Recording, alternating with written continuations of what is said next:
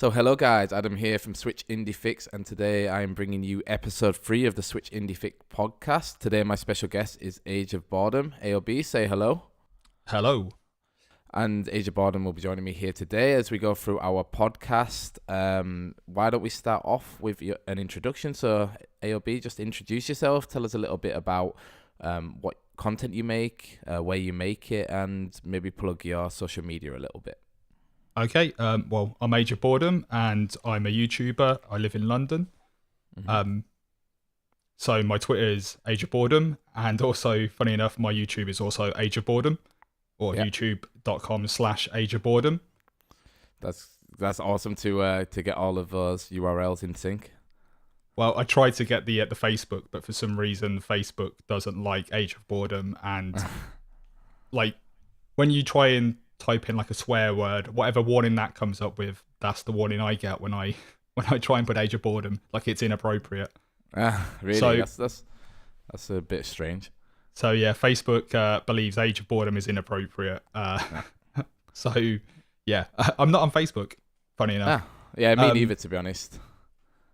It seems like it's just for like people's parents now. Yeah, it's like the old generation, like Snapchat and Instagram's where it's at now. That's for the young generation. Yeah, I feel like our generation's caught in the middle. Like, oh, what should we do? Should we try and do everything, or just stick to specific things?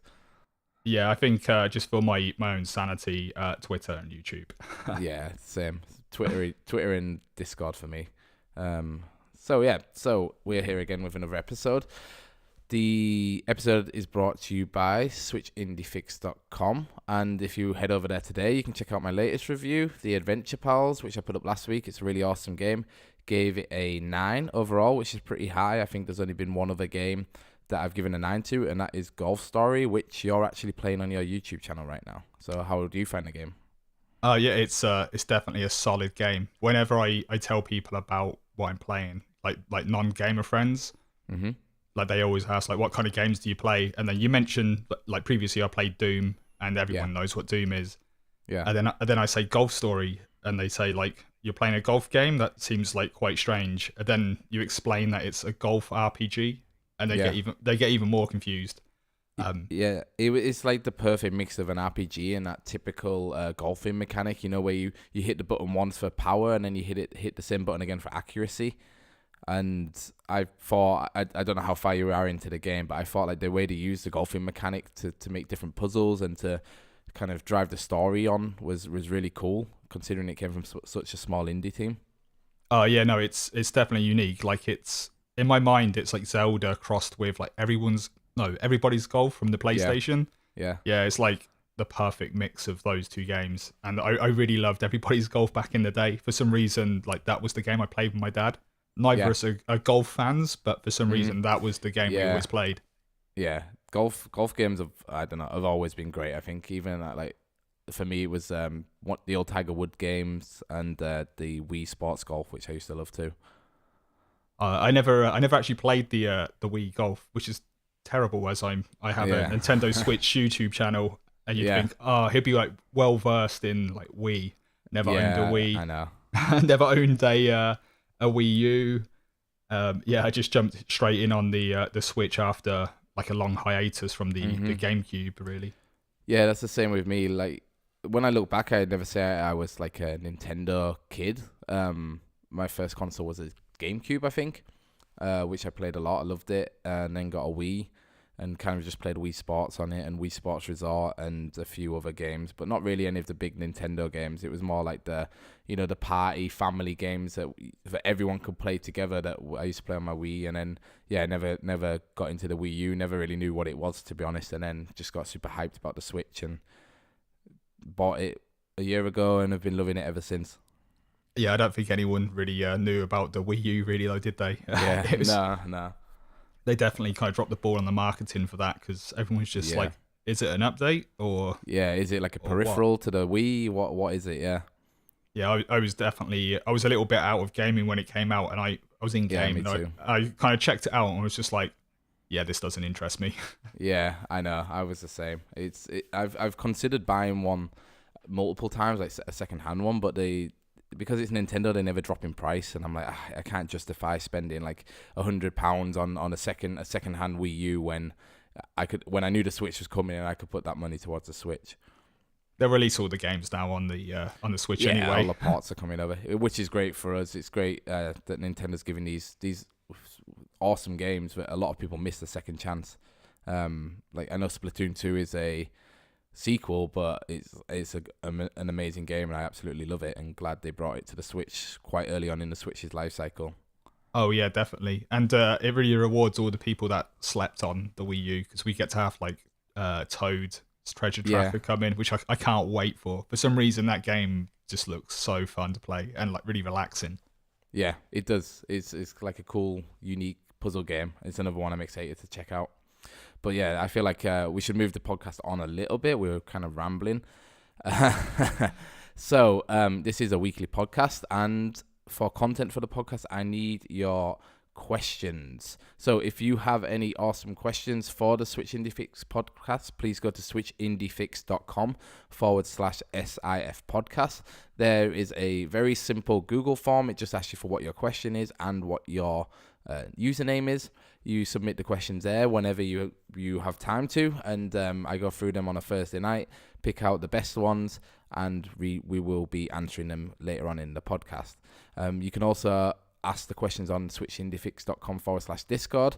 There's an awesome Discord community there that I'm really trying to push behind and trying to grow, because I love just interacting with people on such a one-to-one basis.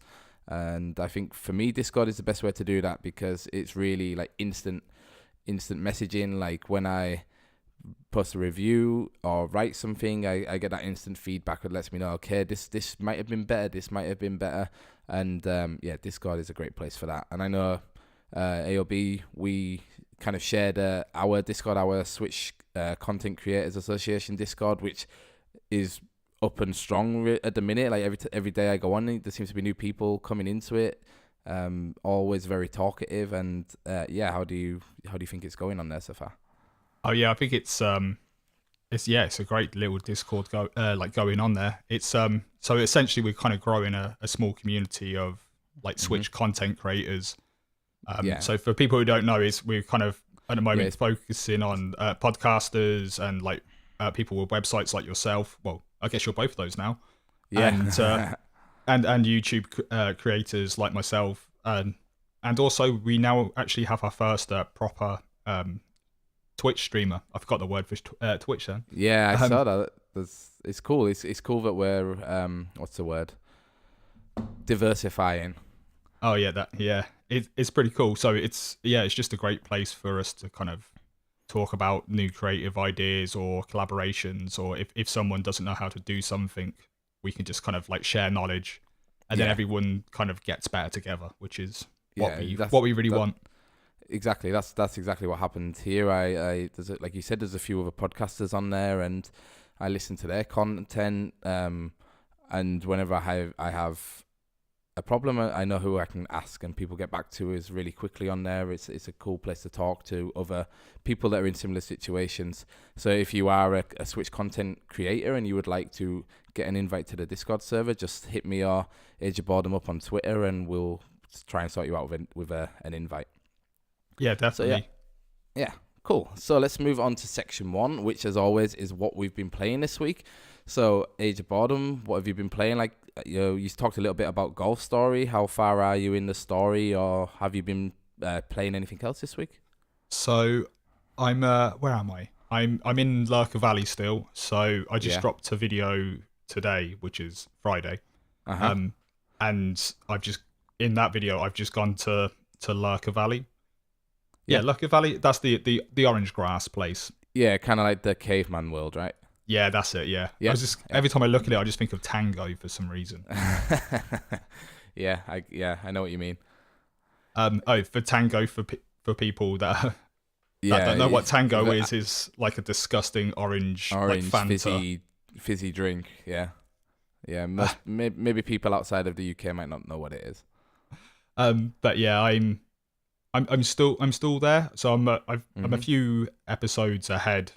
Like I've recorded a few episodes ahead because I like to have like some of it ready, so I don't like have a backlog to fall back on. Oh yeah, so you don't have to stress like too much if you kind of go a week or two without recording. Yeah. So I'm still there, still doing like some of the side missions and a little bit of story there.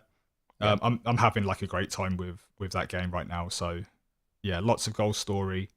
I've also been playing Skies of Fury, which Ready Player 4 discussed last week on your podcast. Yeah, he sold me on it. What do you think about the game? Pretty much everything that Josh said last week is spot on. It's a really fun game. I've only got two small problems with the game. Okay. And one is it's got multiplayer locally, which is great. Yeah. But I really wish it had like multiplayer online. Yeah. I see this with a lot of indie games, especially because we've started collaborating a lot with each other on different things. Like there's so many indie games where I'm like, oh, this would be a perfect game where we could all play it online together. But yeah, I unfortunately they don't have them yet. I mean, I guess it is an indie game, right? So I imagine having online servers costs quite a lot of money. So if you're a small team, like that's why it's only a small issue. If it was a big studio doing it and they never had online multiplayer, that would be like a big deal. But yeah, as they're only a small team, then like I can forgive that, and it's not like a huge deal. But the single player is really fun. But for some reason they have like a mission type which is like a time trial. Yeah. Okay. Right. Which seems very odd because the rest of it is kind of escort and sort of like kill all enemies like missions, which are really, really fun, and the dogfighting's like really good. And in the story, it mentions like aerial photography, and I just kind of wish that maybe instead of having time trials, it would be like fly to these points and take photos. And take a photograph, yeah. So did the time trials kind of feel a bit forced? Like maybe they were out of ideas and were like, okay, we can put this in. It's like a kind of a cliche to having these types of games. Yeah, I guess it was just to kind of like change the tempo a little bit. Okay. It's a nice little break from like if you're playing like last time I played it for a good few hours, kind of like in one session, and it was nice to have a little bit of a break. But I just wish it was something more to do with the story and kind of like not just flying through hoops.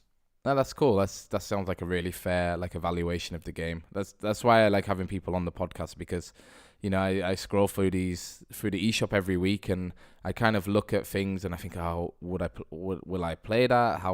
Is it worth my time? And to have a lot of other people doing the same thing as me and picking up these games and saying that they're good, it's good kind of a good screening process for me for what I'm going to play next. I mean, yeah, I feel bad because I just basically spent time saying about the two things I didn't like. The actual dogfighting is really fun, and the game looks really cool. It looks kind of like a first like World War version of Fortnite, but in biplanes. Okay. Like it's kind of like that, like minimal polygon, kind of slightly very colourful. Yeah, cell shaded sort of kind of look. But yeah, it's a really fun game to play, and it looks great. Yeah, good. Yeah, that's like I said last week. I don't want to repeat myself too much, but when I saw it, I thought, oh, how is it gonna run? But Josh said it runs really well. It doesn't lag or anything, and you seem to say it looks good as well. So I think that's a great bonus for that game, because I've been playing, well, not recently, but I've had a few games on the Switch where they just don't run.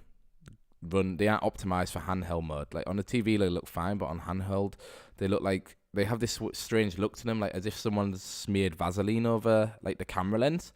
Like nothing is crisp. Like everything looks just like as if you're squinting your eyes.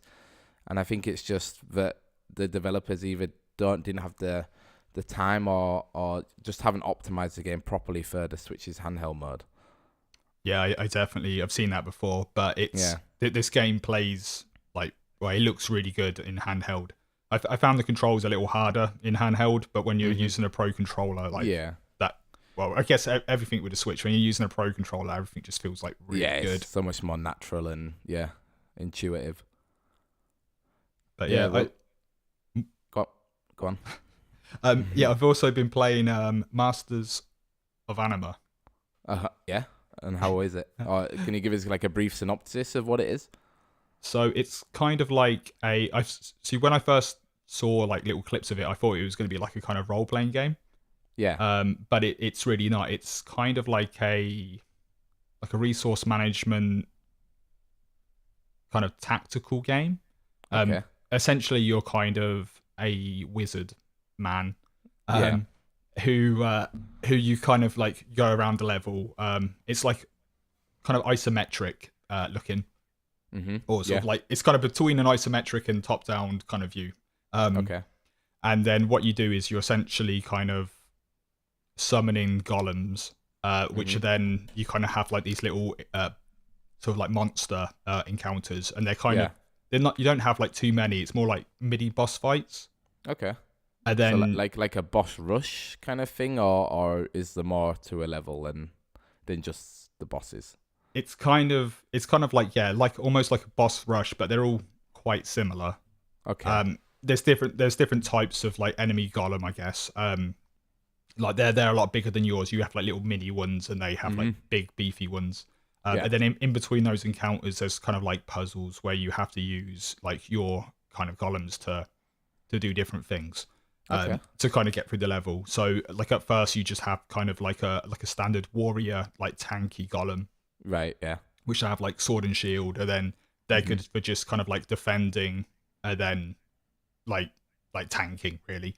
Yeah. And then later on, as you progress, you get archer golems, which are kind of like your DPS kind of golems. So they're going to do lots of damage, but they die really easy. Yeah. So you need to kind of get your like tanky guys in there, like overwhelm the enemy golems, and then like shoot them lots with the archers. Yeah, and stop them attacking your archers, right? But then you also later on get these like other guys, which are kind of like wizards, but they like how you actually like summon like these golems is through like anima, which is I guess why it's called Masters of Anima. Yeah. And then it's kind of about your resource management. So these wizards guys kind of like sort of like draw out anima from the enemies. So you can then kind of replenish your supply of golems. And then like when you have anima, you can also do these like battle cries, which then depending on who you're next to will give them a boost. So so kind of like a special move. Yeah, so the like sword and shield guys can kind of like do a stun, and then they basically when the big golem's kind of stunned, you can like really like wail on them. Yeah. Or the archer guys do like a really kind of like lasery, powerful shots and that kind of thing. Yeah. Yeah, it sounds interesting. I just saw like the overview, like screenshots, and I didn't really know what to think of it. But it sounds like an interesting game. Like I like that kind of almost like army building aspect of it. So like where you have to use your sword and shield golems to protect your archers who then do the damage to the other side. It sounds interesting. Yeah, it's quite. It's like it's kind of like you control it like 9 parchments. Yeah. But then it's kind of like a RTS. It's like a really weird like mix up, like mashup. Yeah. But it works quite well. I kind of wish you actually did use it like twin stick. It is kind of like where you're walking is the way you're pointing. So it does get a little bit tricky to kind of like juggle things when it gets really hectic. Yeah. But it's still quite playable, and it still like works well on a console. Oh, good. And are you making any video content for them, or are you just playing these in your free time? The Skies of Fury and Masters of, what was the name? Anima. I plan to make some videos in the future for it. It's just that at the moment I've got Skies of Fury and Golf Story kind of like on the go, so yeah, I kind of don't want to like overwhelm everyone with like here's a million series, like watch all these things, and then they never end because they're kind of going on for months and months and months. Yeah, that's it. I think it'll surprise you how long Golf Story is, because you see these kind of pixelated indie games, you think, it's an indie game, it'll be short, but I think it took me 16 hours to beat it, so it's quite like a lengthy game. Yeah, I heard it was surprisingly like long. So yeah, it is. But talking of lengthy games, I'm currently playing Owlboy. Have you played Owlboy before, or seen any Let's Plays of it or anything like that? I've listened to like a few podcasts talk about it. And from what I gather, it's kind of like a Metroidvania, right? Yeah, it's similar to a Metroidvania, and then like mixed in with like a twin stick shooter. It came out, I think, on Steam at the end of 2016, and I actually played it. It came out, or at least I played it around Christmas time, and got pretty close to the end, and then my save file got corrupted, and I just never went back to it. And then when it got announced for the Switch, I was kind of waiting for it to come to the Switch, and then it came to the Switch, and I was backlogged with other things, so I thought, okay, I'll wait till it goes on sale, and then it was on sale last month. For 20% off, so I was like, okay, now I've got no more excuses. I should pick it up and buy it. And yeah, it's like it's an awesome game. The PC version got like 10 out of 10s like across the board from a lot of the big press sites, and just turning it on and hearing the music and seeing the artwork, it kind of shows why it is a 10 out of 10. Like the pixel art, I've not seen a game like it. It's so beautiful and so fluid, and the character animations look great, and the backgrounds and just every asset in the game looks so like polished and so precise. And I really like the kind of feel to the game. It has almost like a steampunk vibe to it, but then the main character is kind of like this almost like natural. He's an owl boy, so he's more of like a natural free flowing kind of character, whereas everyone else seems a little bit more like janky and robotic, which I like. And I kind of forgot how involved the story is in the game. I kind of remember when I first played it, like not really remembering what the story is about, but now I'm playing through it again and kind of taking my time with it. I'm kind of thinking, okay, there's like an interesting story here. You're basically playing as this owl boy called Otis, who is like an outcast in this kind of like almost like Buddhist monk temple of these owls that are supposed to be guardians of this village. And he is a mute, and he's kind of always been looked down on by everyone else, and everyone else tells him he's bad at everything, so it kind of like tricks him into thinking he is bad at everything. And then basically this thing happens where he is then called into like action as to be like, okay, you're the last one, you need to do this task, and if you don't do it, our village and our life is going to be destroyed. So it's kind of about him stepping up and taking on this big burden, and these kind of quirky characters that follow him along the way. And it's a really cool game. It's the story. I really like the story. It has a lot of like puzzle elements to it, kind of like Metroid. A lot of it is like stealth based, so there might be a light moving from left to right, and you have to hide behind rocks or bushes to get past the light. And then the combat is based in like twin stick shooting, which is, to be honest, quite easy. It's a little bit harder on handheld mode with the tiny joysticks. But the combats, I would say, is my least favorite part of the game so far. But there's definitely the story and the artwork and the whole feel of the game is amazing.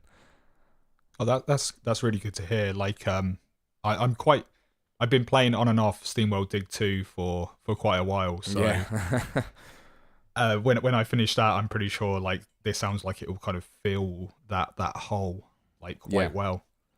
Yeah, it's a great game. Like, I think if you have a Switch and you like indie games, you should check it out. I think it's quite like high priced for an indie game. I think it comes out at €22, so I'm guessing it's sold around the like $25 mark, US dollar mark, which is quite expensive for an indie game, considering SteamWorld Dig 2 is priced at $19.99 US dollars, and Rocket League's priced at $19.99, and Stardew Valley I think is $14.99.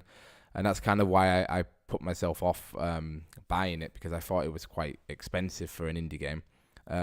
But yeah, the length has also tricked me. Like I try and do a review every week for the website, but this week I've just been so busy that I just haven't been able to finish the game. I'd say I'm probably still in the first third. And like I said, I'm really enjoying the story, so I'm trying to not rush it. So I think I'll just post the review whenever the review's ready, if you know what I mean. But yeah, it's a really good game so far. Anyway, that sounds cool. So just without giving it away, or maybe this is giving it away, so don't answer if it is. Okay. Compared to Adventure Pals and SteamWorld Dig 2, like where does it stand? I don't know. I gave SteamWorld Dig 2 a 10 on my website, and I gave Adventure Pals a 9.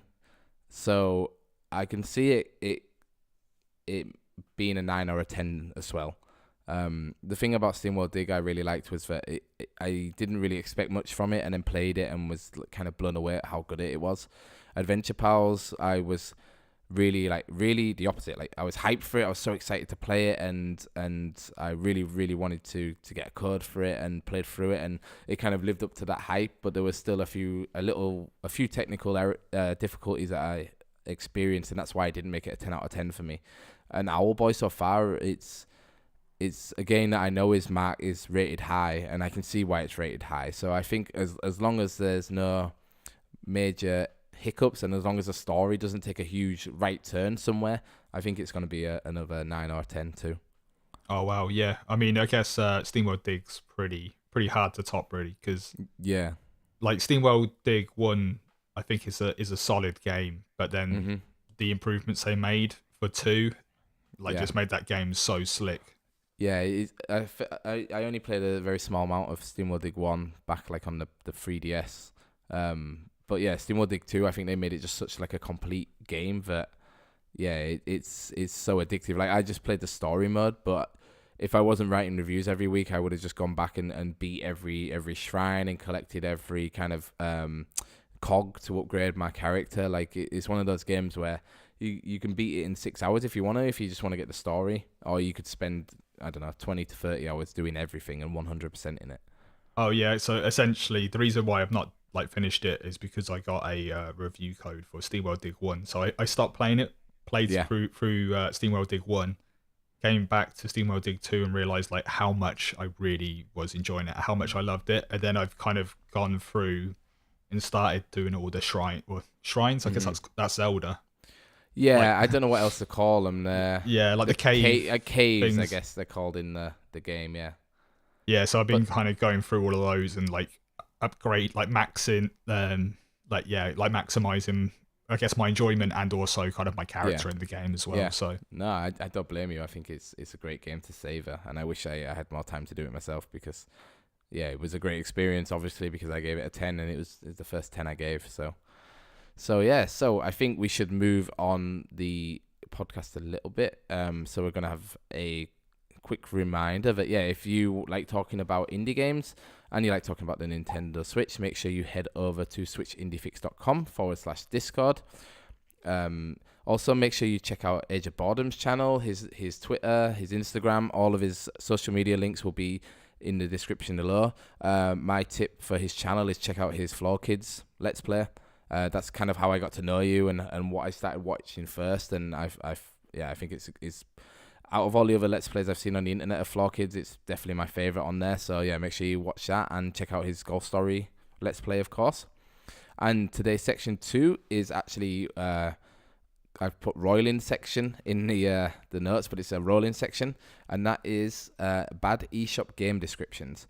So I know that a lot of games on the Nintendo Switch eShop are Japanese, and a lot of the translations over into English sometimes kind of get lose that translation and become very random and almost funny. So please take this as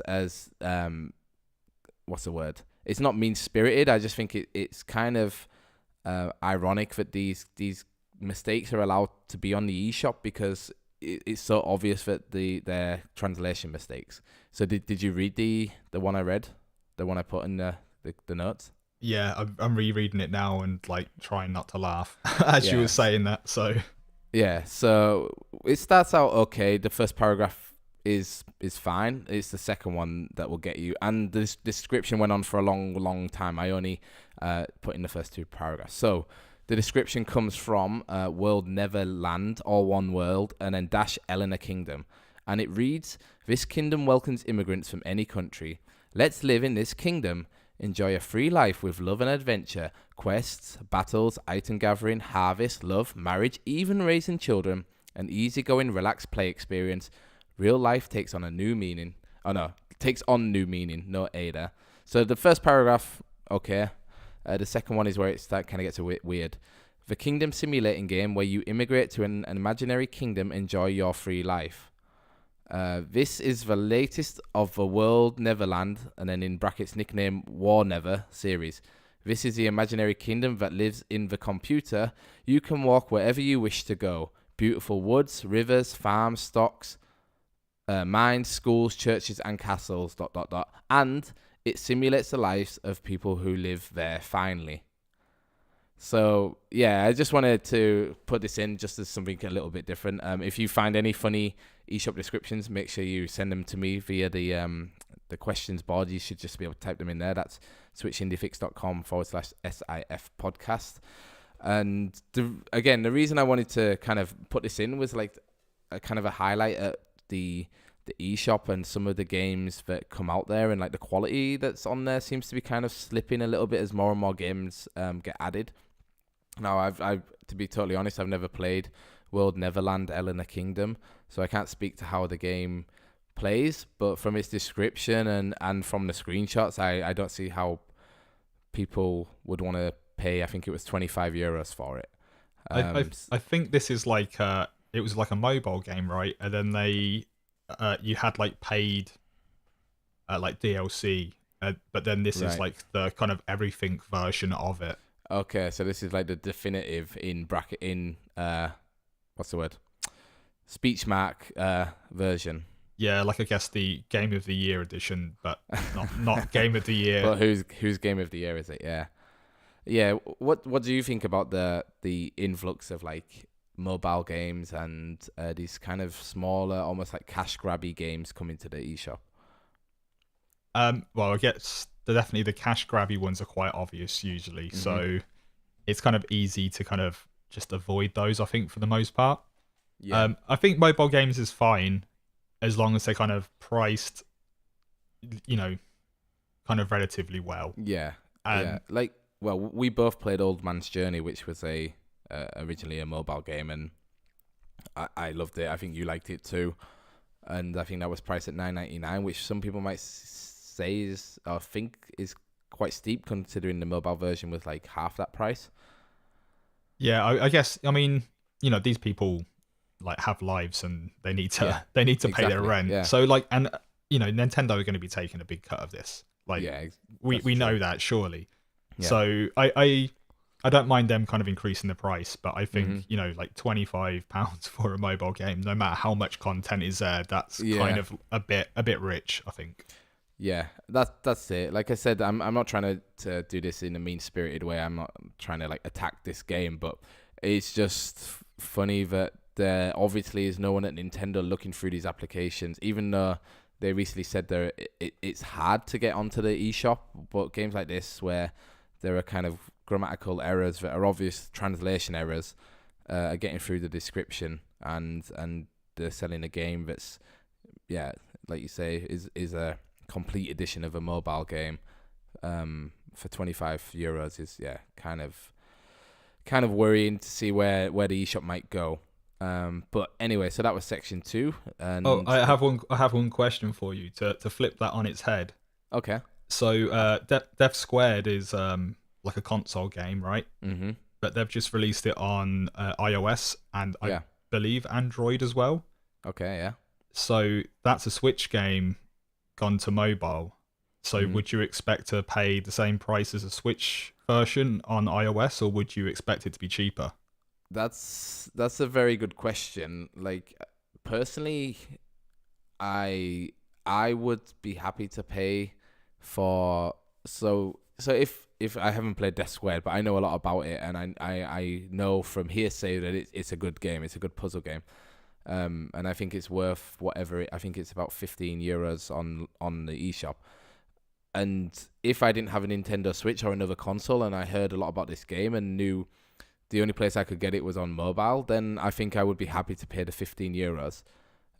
But I think the problem with mobile is like people that are more I don't know the best way to call them, more casual or more like a civilian who is just searching the App Store for whatever's listed as the editor's choice or for whatever's on the best selling, because those people see so many free games or like free games with not DLC, with in-game purchases, that a game that is priced at $15 or $14.99 on their mobile store, they're not going to buy, because it seems extortionate when you could get a game that's similar for nothing and just have to put up with the random ads that are popping up and the different or buy these coins now to play the next level kind of scheme.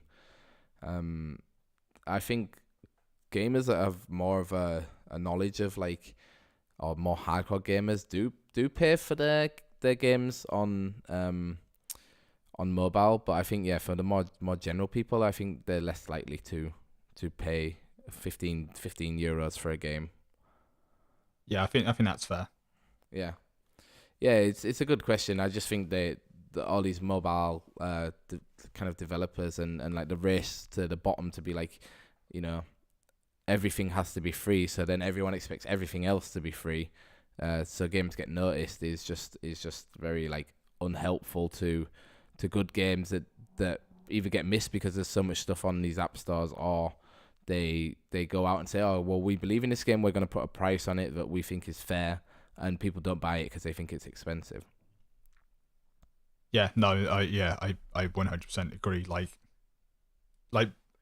good games take time to develop, right? So, people need to eat food and they need to pay rent. Yeah, and they need to keep the lights on in whichever building they make the games in. So, yeah, power's definitely important when coding. Yeah. Okay, so let's move on to the third section, which is the questions. Even though we just had one there, which was a very good one. So thanks, Sage of Boredom. And the first question comes from Portable Mage, and it says, what indie RPGs would you recommend? Only one I've played so far is Revenant Saga, and I enjoyed it quite a bit, and it was cheap. So what RPGs would you suggest for the Nintendo Switch? Or first, maybe we should define what an RPG is, because I feel like it's one of those genres that is a little bit like wishy-washy, because every game has like an RPG element in it. So it might be that Portal Knight, our like idea of an RPG might be slightly different to what yours is. So what would you consider as an RPG on the Switch, AOB? Well, I've just been listening to the Switch RPG podcast. Yeah. And that this week they've actually been defining what they think is in an RPG. And that they were arguing whether Zelda actually like counts as an RPG or not. And I won't ruin that, because people should also check out they definitely that podcast should. Because it's a really good one as well. And that's a pretty interesting debate they have. I would say that a Zelda game is an RPG for me personally. And I'd agree too. I guess any kind of game where I play it long enough that I start making choices as a character. So like I wouldn't necessarily be like, I think this is a good thing to do. I start to think like, I guess like if I was playing D&D, I would have like a persona that I was like acting as. Yeah, that you think you put yourself in the boots of your character and be like, no, my character is like this, so he or she would therefore act like this. Yeah. So I think like, I play some games where I'm like that. So, I might be like more evil or more nicer than I am in like real life. Yeah. So I guess when a game kind of sort of emotionally makes me like play like that, then I would start to think that's an RPG. I know that's not like a tangible thing, like you kind of have like an inventory or you have experience points, but it's kind of more how I play the game. Yeah, I'd agree. Like for me, I take it like literally as it's like a role playing game. So it's where like I said, I put myself. It's not I'm not the player isn't the character. It's like the character is the player, if you know what I mean. So like if I'm playing as Link, I'm thinking, how would Link react to this event happening in Hyrule? And I think I agree with you. Like I would say Zelda is an RPG game because it kind of puts you in as Link in a situation where you can roleplay it however you like. You can go and be like a princess, like dress as a woman in the Sand Kingdom, or you can go and dress as like a knight and be a knight in another kingdom, and it gives you the total options to do it. But for an indie RPG, did you come up with any recommendations? Well, I guess I'm playing Golf Story right now, so I would definitely have to recommend that. Yeah. I know Revenant Saga is like a JRPG, right? Like I believe so. Yeah. So it's I would recommend Golf Story, as it's going to be a complete different change of pace. Mm-hmm. Yeah. But I I haven't actually played too many JRPGs on the Switch so far. I've only played I Am Setsuna, which, me too, yeah. To be honest, I didn't really enjoy. I thought I was gonna love, and then I think I had really high expectations, and then it didn't really meet them, and I got a bit bored. Yeah, see, I played it as well, and I liked it. Like I would say it was like a like a middle tier game. Like it has like a story that maybe goes on a little bit too long, but yeah, if you like very old school JRPGs, then you should check out I Am Setsuma, because it's basically just like a nostalgia trip to the 90s based JRPGs. So yeah, guys, my computer keeps messing up. It's a whole thing. I don't want to talk about it anymore. So the next question is from Ready Player 4. What's both of your most anticipated games coming out for the Nintendo Switch? And AOB, I bet I can guess yours. I wonder why you can guess mine. So yeah, go ahead and explain what it is again. So, oh wow, I can hear your cat in the background. Yes, yeah. Hopefully she doesn't get picked up on the mic. I think her most anticipated game is probably the same as mine then. Yeah. So when it was announced at the Direct in January, I was kind of like, this game looks so rubbish. Why would I want to play this?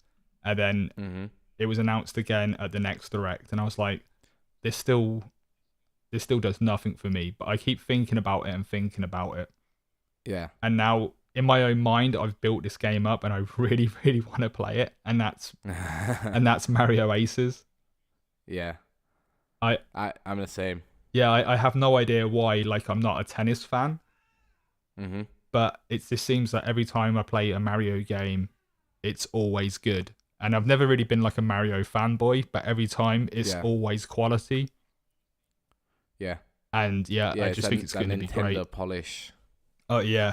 Like, even when it's not Nintendo, like Mario Rabbids, that game was just like quality through and through. So yeah, I'm the same. I'm really excited for Mario Tennis Aces too. But I was the opposite. When I first saw it, I was like, oh my god, this is gonna be amazing! Like the first Mario sports game to come out on the Switch, and it's a tennis game.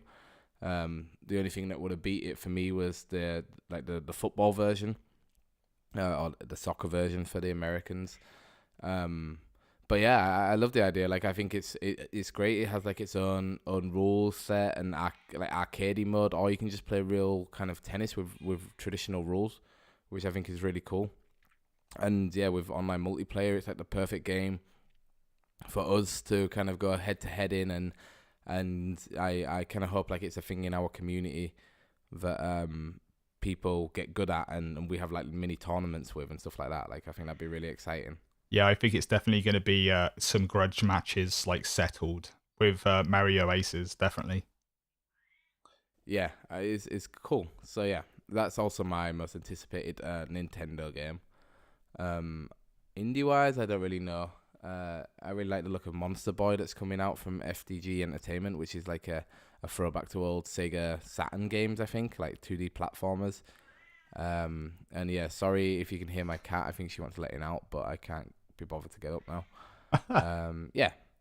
So the next question comes from someone you might know, and it says, what genre of game would you like to see more of on the Switch? And that's from Age of Boredom. Yeah, I wasn't expecting that I'd have to answer my own question. Well, I didn't want to offend you by not putting one in, since you've put one in every week so far. So I was like, yeah, it's let's try and make it like a rolling tradition. I'll just have to keep sending you questions and questions and questions. Yeah. Okay. That's fine. Okay, I guess generally, like, if I'm playing on my PS4, like the kind of games the games I kind of play for fun or for myself, I really like shooting games. So they don't necessarily have to be like FPSs. Like, I really like the Uncharted series. Yeah. So I guess like those kind of like more adventure-y kind of shooting games I'm really into, and there's not like that many on the Switch. No. So I'm really looking forward to Wolfenstein 2, because I've held out getting that because I want to get it on the Switch. Because that's good to hear. Because I enjoyed Doom so much, I was just like, well, Doom was great on the Switch, and this is by the same developers. I think is Panic Room porting it as well. If Panic Room are porting it as well, I'm pretty confident it's going to be a decent port. Yeah, yeah. Since the Doom one seems so good. So yeah, I guess just kind of like shooters really. Like I really love Splatoon, and that's like great, and it's so Nintendo. But I kind of maybe want something a little bit more, kind of a little bit more violent, maybe. Yeah, more mature. Yeah, definitely. Yeah, mine kind of fits into a question I answered last week, which I think was like, what is this yeah, kind of like what genre is the Switch lacking or something like that, and it was I said like a game that like is kind of almost like a games in service, like one where it has like a long story or a long kind of grind to it that you play over time, and maybe it's like a game that you put like 100 hours into over like 3 months. But I'd love something like that, kind of like almost like a Fortnite game where you might jump in for one game for 20 minutes, get a couple of kills, get like in the top 10, gain some XP, and then be like, okay, now I have no more time. Like, I'd love just something that I can jump into and jump out of. I don't know really what genre that you count that as. Maybe like a game of service, if you class that as a genre. Yeah, I guess that's what I think. I think the game Twitch is lacking, but I think that's what they'll start coming to it soon. Yeah, I think that would work really well. I mean, because it's like so mobile. Well, it's portable, so you can at lunchtime grind a couple of levels in like an RPG or like a like a multiplayer RPG. Yeah. Or like play a couple of games of Fortnite. Like Fortnite would be great on the Switch. I would definitely be like logging on at lunchtime and like doing a couple of games. Yeah, exactly. And to be honest, that's what the Adventure Pals was really good at, was just having like 15-minute game loops where you could run through a whole level in like 15 minutes, and maybe you could beat 2 of them on your lunch break, and then put the Nintendo down and go back to work. So yeah, I'd love Fortnite. I'd love to again get like a group of 4 of us together and play and just see how we do. I know there's one, I think it's called Crazy Justice, which they're kind of marketing as the first Battle Royale game to come to the Switch, so I'll definitely be checking that out when that comes too. I wonder if something like Fortnite, like they're marketing it as the first one, but Fortnite, when they said, oh, we're coming to mobile, then it seemed to be on the mobile like straight away. Yeah, like the next day or something. Yeah, it was so fast when I think Epic has such a huge push behind them that when they say they're going to do something, they can just do it. Whereas these indie development teams might say, oh, we're the first one to announce that we're developing a Battle Royale game. But Epic could just be like, nah, we've already ported it. It's coming out next month. I wouldn't be surprised if they were like, Thursday it's starting, like Fortnite's on. Or I think, are we in like week 7 or 8 of the season of Fortnite at the moment? Yeah. Like 10. So maybe it's season, I think it's season 3. So like in season 4 starts 3. And it's like, yeah, we're on Switch now for season 4. Mm-hmm. Like, go crazy. Yeah. Yeah, I just really I wouldn't be surprised, and I would love that. Yeah, I would too. I'd love it to just be like, oh, it's out today. Go and play it. Cool. Yeah, good. So I think I'm gonna miss the last one, the last question for today. That will be on next week's show. So I'm just gonna close the show off here because it's ran very long. The whole show is supposed to be an hour, and it's taken us nearly 2 hours to record it because of technical issues. So. I want to thank AJ Boredom for coming on. I'm really sorry about the technical difficulties. I appreciate that you stuck around to help me finish the show off. Oh, no, not a problem. It's been fun. Yeah, it has, and I guess this show is kind of the blooper reel filled one with the cat meowing in the background and the MacBook crashing and stuff like that. So I hope you guys can appreciate a little look into what my daily life is like. I'm honored. I can't even speak now. I'm honored to be on the episode that essentially becomes like the meme. Yeah, I think this definitely will become the first Switch Indie Fix meme. But that's awesome. So do you want to just announce? Say again, so where you're from, so Age of Boredom at YouTube, or I could say YouTube, Twitter, Instagram, and not Facebook, right? Yeah, not Facebook. Okay. Facebook doesn't want me. No, well, we don't need Facebook, it's for old people, remember? Pretty much. I think my cat's agreeing if you can hear her. So, the little bit of the final housekeeping stuff. So the podcast will go up on Apple Podcasts, SoundCloud, and Stitcher and Spotify as soon as I can. It says on the show notes after the show, but it'll probably be tomorrow afternoon, which is for you guys listening will be Saturday, but it'll already be too late for you if you're already listening. But please make sure you like and review the podcast wherever you can. That really helps people find it, and if a podcast has a 5-star review, more people are likely to listen to it because it shows that it's a good podcast. If you want to get in contact with me, hit me up at switchindiefix on Twitter, or join the Discord server at switchindiefix.com/Discord. For more reviews, including the up-and-coming Owlboy review, go to switchindiefix.com. And thanks again to Age of Boredom for joining me. I hope we can do this again sometime soon. Next week on the show will be Ready Player 4 again, and maybe if you're around, you could also jump in. I'll ask the boss. Yeah. Okay, so thanks a lot for listening, guys, and we'll see you next week. All right, bye. Bye.